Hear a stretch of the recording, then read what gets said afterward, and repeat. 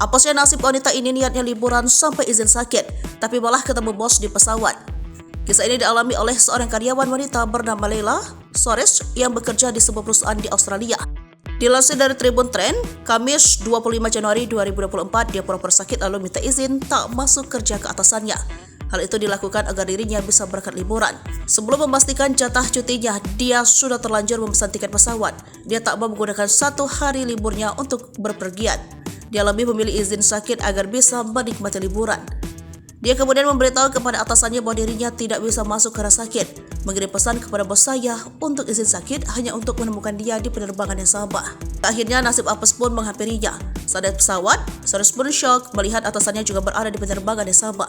Hal itu tentu saja membuatnya panik. Ketika berada di pesawat, ia pun langsung melakukan penyamaran. Dia mengenakan masker, topi baseball, dan kacamata hitam agar tak dikenali oleh bosnya. Sementara itu, kisahnya pura-pura sakit dan bertemu bos di pesawat justru dibagikan di akun TikToknya. Alhasil aksinya itu jadi ketahui banyak orang. Tak menutup kemungkinan bosnya juga akan tahu hal ini. Ditambah lagi, video tersebut viral dan telah ditonton sekitar 12 juta kalinya.